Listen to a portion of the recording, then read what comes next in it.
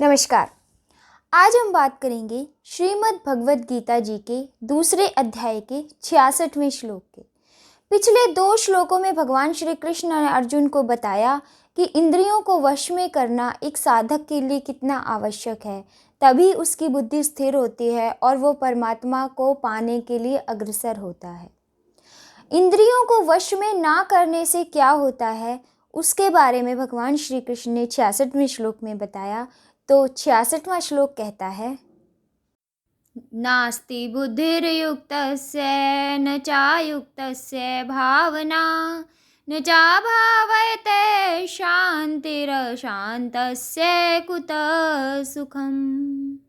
जैसे आपने देखा, इस श्लोक में भगवान श्री कृष्ण अर्जुन से कह रहे हैं कि जिसकी इंद्रियां और मन संयमित नहीं होते, अयुक्त से, वो अयुक्त मनुष्य होता है, अर्थात असंयमी होता है।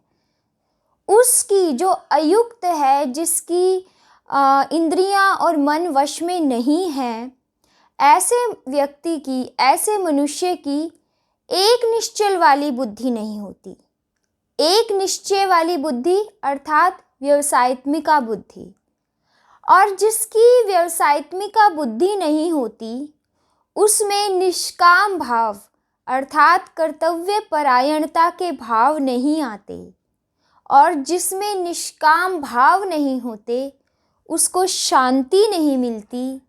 और जब शांति ही नहीं मिलती, जो व्यक्ति शांति से रहित रहता है, वो सुखी कैसे हो सकता है? तो इसे हम कैसे समझें?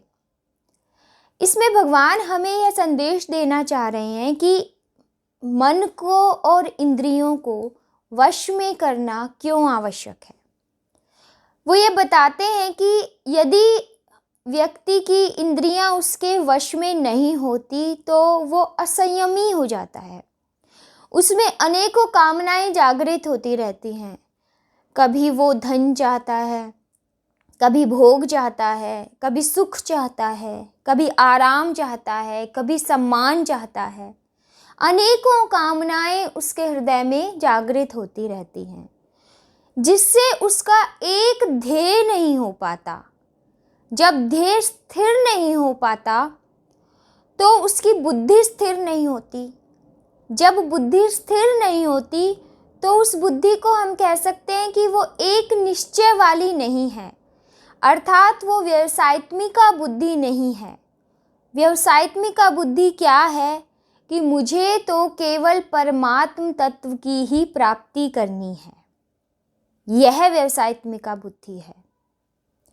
जब व्यवसायत्मिका बुद्धि नहीं होती, तो निष्काम भाव जागृत नहीं होते, अर्थात मुझे अपना कर्तव्य करना है, मुझे फल की इच्छा, आकांक्षा, महत्वता का त्याग करना है, ऐसे भाव नहीं आते। और जब निष्काम भाव नहीं आते, तो मन में शांति नहीं आती। चाहे व्यक्ति कोई हो, चाहे वो शिक्षक हो, साधु हो, ब्राह्मण हो, क्षत्रिय हो, वैश्य हो, शूद्र हो, जब तक वो निष्काम भाव से अपने कर्तव्य का पालन नहीं करता, उसके मन में शांति नहीं आती। कर्तव्य का पालन करने में एक दृढ़ता होनी अति आवश्यक है। जब वो दृढ़ता नहीं आती, तो शांति नहीं मिलती। वो दृढ़ता इसलिए नहीं आती क्योंकि व्यक्ति निष्काम भाव से अपने कर्तव्य का पालन नहीं करता, उसके साथ उसकी कामनाएं जुड़ी होती हैं। जब मन में शांति नहीं होती, तो कोई सुखी कैसे हो सकता है? बाहर से चाहे व्यक्ति को कितने ही भोग क्यों ना मिल जाएं, उसके हृदय में एक हलचल सी मची रहती है। वो हलचल बाहरी भोगों से, बाहरी सुख से, बाहरी धन, वैभव, आराम, मान, सम्मान, इनसे नहीं मिटती। और इसलिए मनुष्य सुखी नहीं हो पाता। तो यह कितना आवश्यक है एक साधक के लिए कि वो मन और इंद्रियों को अपने वश में करे, वो अयुक्त ना हो, वो असंयमी ना हो, तभी उसकी बुद्धि स्थिर हो सकती है।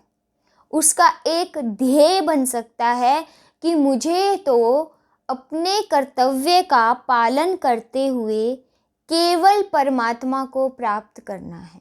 सिर्फ यह एक निश्चय वो कर ले कि मैं इस संसार में आया हूँ अपने कर्तव्य का पालन करने के लिए, तो मैं अपने कर्तव्यों का पालन करूँ, दृढ़ता के साथ करूँ, निष्काम भाव से करूँ, और साथ में मेरा एक ही ध्येय होना चाहिए कि मैं परमात्म तत्व की प्राप्ति करूं। तो अगले श्लोक में भगवान श्री कृष्ण यह बताते हैं कि जिसकी बुद्धि व्यवसायत्मिका नहीं होती उसका क्या कारण है, क्यों नहीं उसकी मन और इंद्रियां वश में हो पाते, उसकी व्याख्या हम आगे करेंगे। तब तक आप श्रीमद् भगवद गीता अवश्य पढ़िए। जय श्री कृष्ण।